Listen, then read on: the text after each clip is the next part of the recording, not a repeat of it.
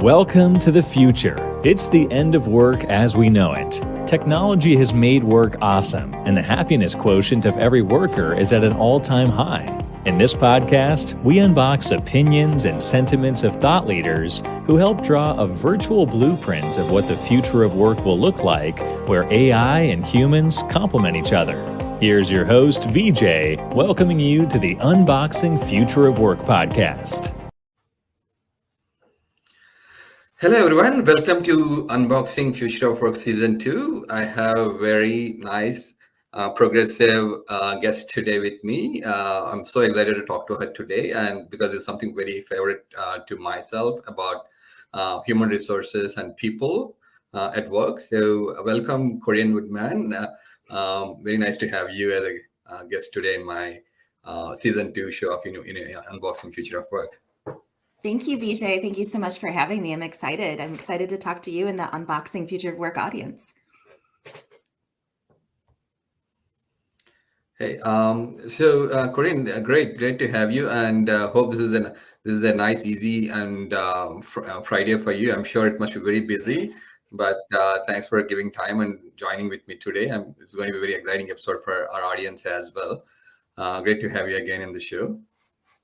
Thanks, VJ. Yeah, no, Friday is kind of a craziness around here in the household. I have my husband and my two children, and one of the girls is still in preschool. So my day is wake up, get them all ready, and get them to school, and then come back, and then pick them up, and then pick another one up, and then So Fridays are always busy. It's the same schedule everywhere for all of us. Yeah. So, Corinne, just tell us about yourself a little bit and what you've been doing. I know you're passionate about human resources, people, how that became Progressive HR. If you can just give a little bit of background about both Progressive HR and about yourself. Yeah, absolutely. Thanks for asking. So I'm a content creator and a content advisor for HR professionals and HR tech and work tech founders and organizations. So I focus on the future of work, new workways, HR technology, Web3, and the creator economy. And I'm from Madison, Wisconsin, although I have traveled the world, and I did go to school in Europe, in the UK, Spain, and in Germany for about 6 years. So I started my HR career in the UK with Wrigley UK over in Plymouth, which just seems so long ago. But I started as the assistant advisor in learning and development. So that was like a year and a half. And then I came back to the US, didn't get my visa extended. And I was really disenfranchised with the way that organizations treated human resources, and then how human resources interacted with employees. So, it was very dehumanizing, and I really missed Europe and the UK and the way that they did things there. And so I then set myself out on a mission to create Progressive HR, which is essentially a content platform that's celebrating the practice of Progressive HR and how professionals like myself become influencers and visionaries for the future of work, digital transformation, digital enablement, and new workways. Oh, that is awesome. That is so cool. Because I think Europe is one of the very advanced in terms, or at least very progressive when it comes to giving importance to human resources, people at work, and the kind of the importance that they give to work-life balance, whether it's about data privacy, personal privacy, so on. So I think there's so much we all can learn from Europe in certain areas. I'm sure it's going through some turmoil right now, but they have given a lot of ways to really bring best practices out of at least HR globally. So glad to have talking to you with such a varied global experience in terms of managing human resources, and starting from L&D, which is one of the core fundamental area for the entire HR as a division. So you talked about Progressive HR being a platform for bringing the right message, or bringing the right best practices, bringing the right ways to do and humanizing human resources actually.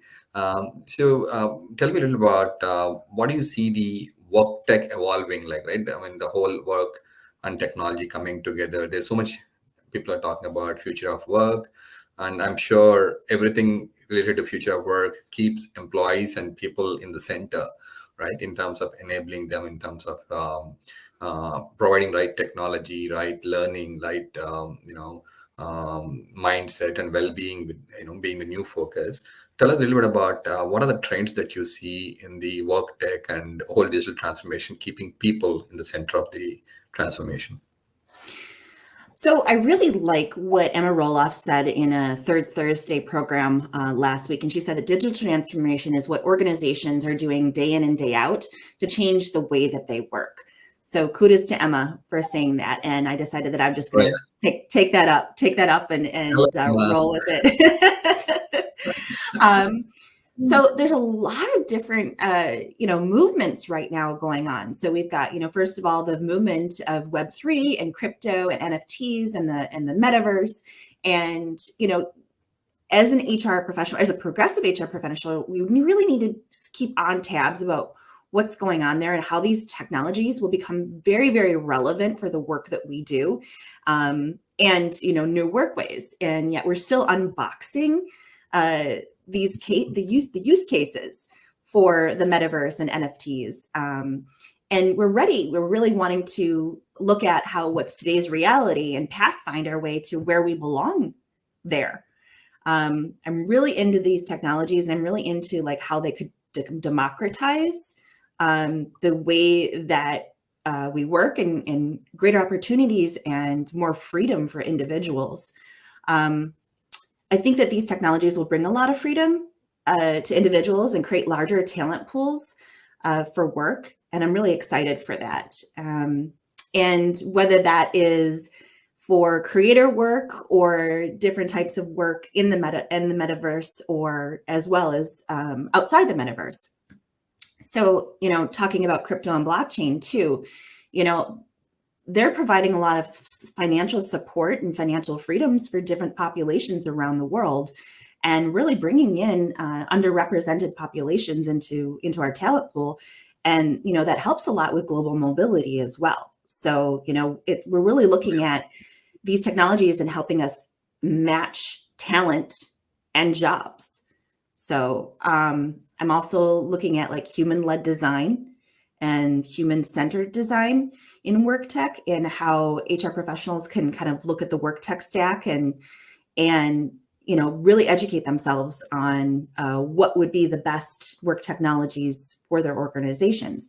Because now it's not a one size fits all. And as much a buzz as one work technology has or solution has, it may not be the right solution for your organization. As well, that I'm really excited about the creator economy and what that can do for creator cultures within organizations. And lastly, human-centered benefits. I think that, a lot of organizations are doing really great work with understanding that, employees, workers, talent wants more than just 401ks and insurance, and it's not just perks. They want benefits. Like, that has to be a benefit for deciding to become an employee in this modern era.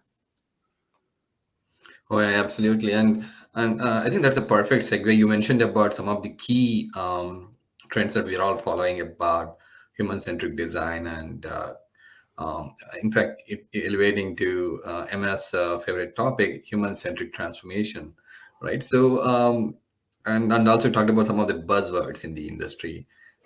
So there is nothing bigger than automation when it comes to, at the work technology, as automation coming in, AI and automation becoming, playing enabling role. And there are two schools of thought, right? One is the thinking that it's actually enabling people to be efficient and making them more humane at work. On the other side, there is so much of hype about these technologies coming and replacing people, and the people becoming redundant and stuff like that. So how do you see the autonomous technology evolution? There's human-centered automation. What's your? We know that there's no silver bullet here, but just want to hear from you. What's your way of looking at this? Which one will be the future of Workday? It's a really interesting question. And I have an interesting answer to that so I'm currently watching The 100 on Netflix. So The 100 is very interesting because you think it's just about this group of teenagers that gets dropped on a post-apocalyptic world. But it's really about how we're looking at a time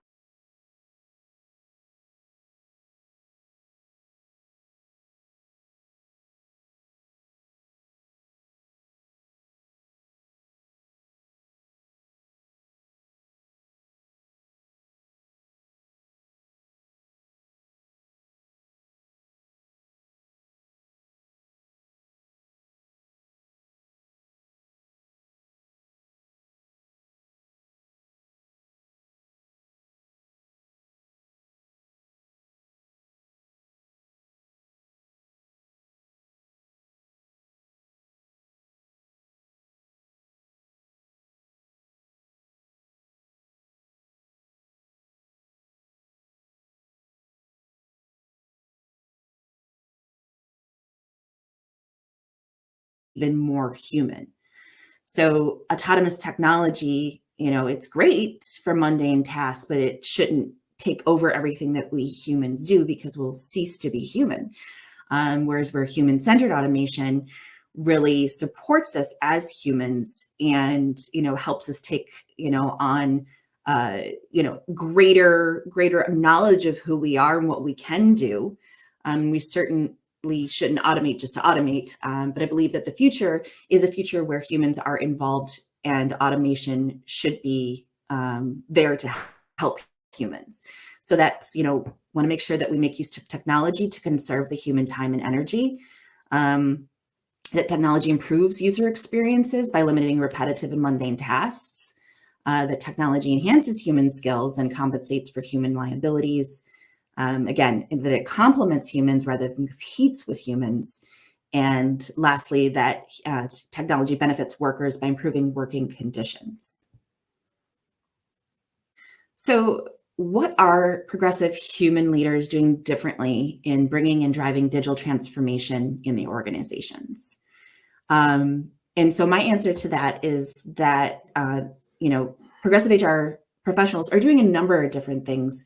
They're upskilling their departments and they're looking at ways of how they can transform their departments. And I think Gartner has a really great report on the 5 imperatives that HCHROs can look at to transform their organizations into a future work and human first centered department and organization. And progressive HR professionals are really investing in micro-learning, especially in the flow of work. And I recently did a Progressive HR Live with Marnie Robbins, and that was her big imperative for her organization. She's the head of people, or she was the head of people at Podsights. So that's one thing that her and I talked about a lot is micro-learning within the flow of work. And we mentioned this before, is that it's really important to understand and experiment with the HR tech stack and looking at how we can build digital fluency into organizations. Oh yeah, awesome.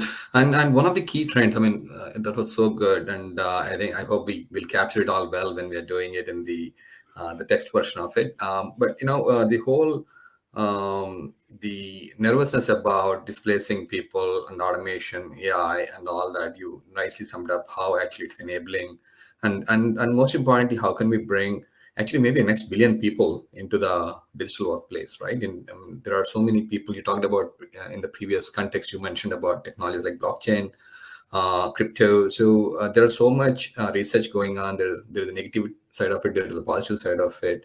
But what we see is, so one of the trends that we see in the numbers tell us that almost 3.5 billion people don't still have access to digital workplace.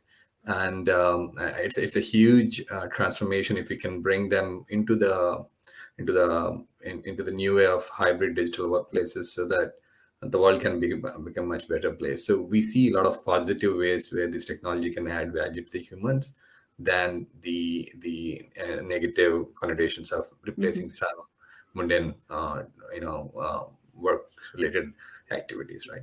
So great. So that's actually also a very interesting topic. Like leaders like you, and I follow you very closely, and one of the thought leaders in the HR space who's upfront, and talking about bringing all these best ways of how to we working in the future, the technologies and the impact, reducing the nervousness about bringing HR people into the technology mix of things, right? So Jan, just looking at HR as a back office cost center, managing people, payroll, benefits. So bringing them into the technology fold, how do you see some of the leading HR leaders? Maybe you can take some reference. I'm sure you're talking to so many of them who are actually championing, pioneering from the front, how they can bring transformation, they can drive digital transformation, taking a seat at the the along with CIOs and CEOs of the organizations to enable people digitally, and bring well-being in the center, bring technology in the fold of it than just being in the back of. So how do you see some, if you can take some references of some of the leaders and how they are driving digital transformation, how they're doing things differently than a traditional HR compared to a progressive HR? You need to have a role model, right? There is a traditional HR, and there is these new age HR leaders, how they are transforming using technology, work tech, and digital transformation. If you can give some references, what are the role models in this space? Okay. So, HR leaders, like the first and foremost, they're really focused on upskilling their departments. And Gartner has this really interesting report that they just came out with the 5 imperatives for digitally transforming or transforming the HR department. And it talks about how you can look at the different ways that the CHRO can take upon themselves to look at how they can upskill the departments. And so that's a really interesting report if anybody wants to look into it.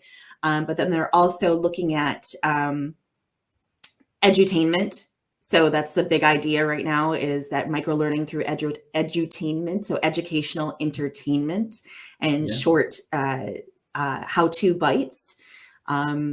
And as well, they're investing in understanding and experimenting, and we talked about this earlier on, experimenting and understanding the work tech and the HR tech stack, and how, not every technology or every buzz technology that's out there might be right for the organization. So it's really understanding the players in the industry and the players within the spaces within the industry, or the sub-industries. And we talked about building digital fluency within their organizations. So not just letting AI do everything for you, but experimenting with low code and no code applications and templates like Canva or Loom or Tech First AI. And then, we're looking at how HR is leading organizations in building a creator culture. And I really like this term, building a creator culture, because HR can be visionaries for this, and they can create pathways for talent to where we can mold the best of the creator culture within the organizational life to orchestrate this new cultural paradigm. And that's what I call the creator culture. And the creator culture is a culture where, we're enabling employees in a flexible manner to work the way that the work reflects them and reflects their individuality, and lets them choose what they want, how to work, how they work, and where they want to work. So it's economy. The creator economy is where the employee is not limited by the constraints that we've put on in traditional workways, but really has the freedom to act like a creator and use their own work output that is creativity.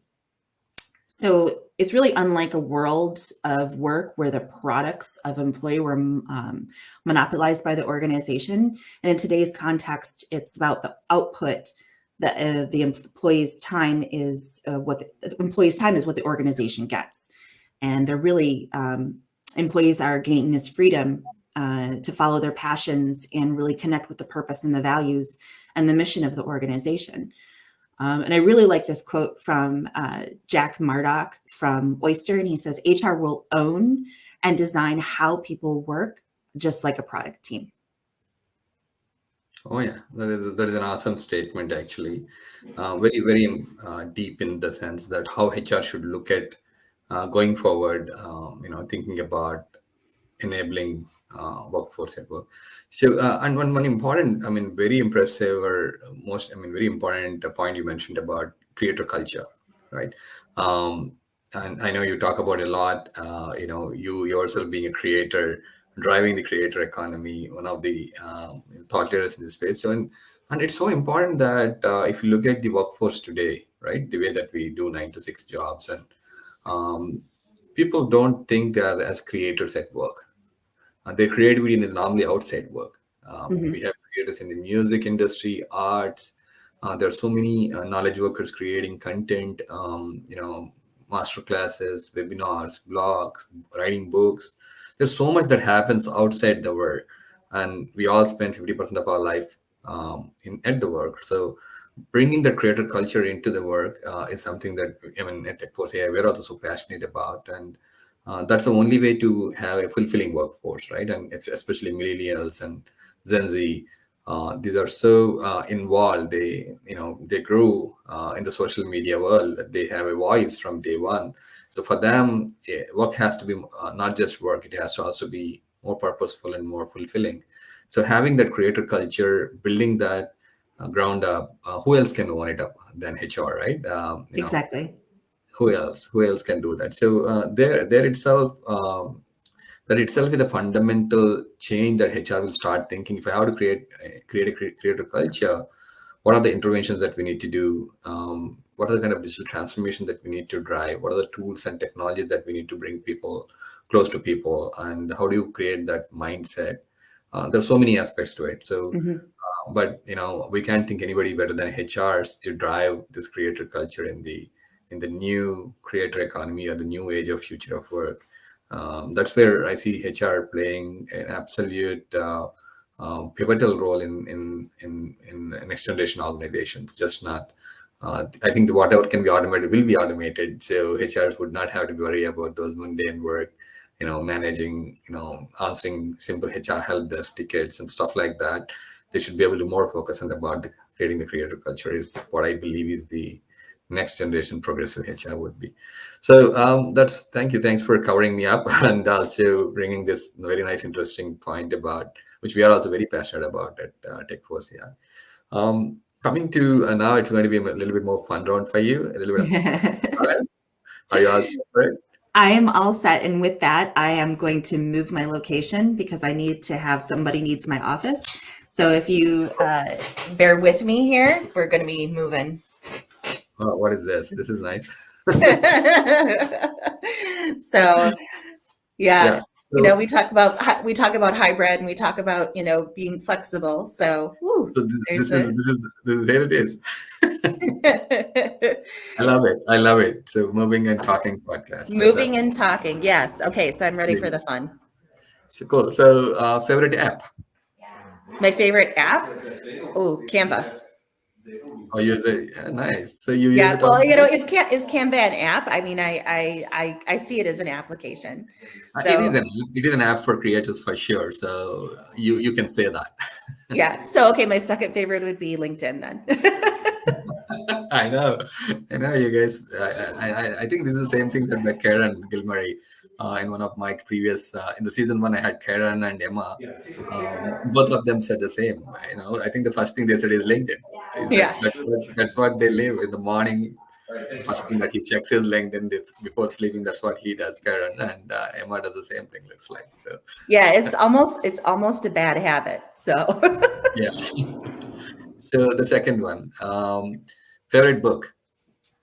Oh, like Water for Chocolate. And I am fluent in Spanish, so it's Como Agua para Chocolate. So that is my favorite book, if anybody has read that. So you still do a lot of read on Spanish books and literature, or I actually don't read books anymore, unfortunately. I'm very like digital, so and everybody says All audible? Get a Kindle, but most of my time is taken up by my kids and reading online. So So nice, nice. And I'll take a note of those books and see if I'll check out sometime. And so this is going to be an interesting one for you. So who is your favorite creator that you follow and you take a little bit of inspiration from? ooh, um, that's You hard. get you don't get to be diplomatic here. Yeah, no, there's lots of creators that I follow. So I would have to say Emma Roloff. She's got to be Emma Roloff and Julie Turney, two of my favorite Uh, creators. the two of our favorites too. And Emma, especially talking about very close topic to both of us about people change in the whole transformation world. So one of our all of our favorites. So the last one Yes. and the most important one. So what do you see yourself like? Where do you see progressive HR in the next 5 years? That's a good one. So I thought about this a lot of times, and because things are moving so fast, I could say exactly where I see it in 5 years, but I don't think it's going to be that. So ultimately, Progressive HR will have its own creator education and accelerator platform. So I am currently working with an organization to build that platform. We'll see how that works out. So. Oh well, wish you very good luck about it. It sounds interesting.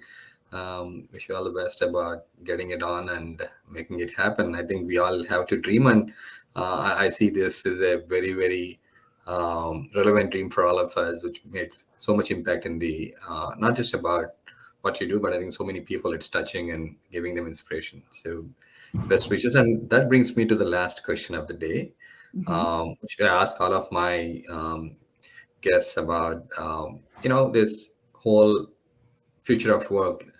The kids are joining the workforce. There are so many graduates who are getting out of the college, joining taking up work. What would be your advice to them to stay relevant? Because there's so much happening, there's so many things to learn and do. There's no end to it. So what's your advice would be to the kids who are joining the workforce? Yeah, it just, to remember that we're all our own unique individual human resource, and the skills and the innate experience that we come with, our backgrounds. Everybody is their own unique individual. And so going into work is finding that special place for yourself, because the world is changing so much now. And, organizations are finally coming to have the light bulb and to look for people that are, they are not treating people as blocks of talent anymore. And they're really looking for that individual to come that has those very individual, unique skills that is and the confidence within themselves that they are an individual to propel organizations to success. So that's so come with believe in yourself, build your own unique skill set, be there, hang around, and make it worthwhile, right? That's the you can't compare yourself. You can't compare yourself to anybody else, because there's no one else like you in the world of 7.8 billion people.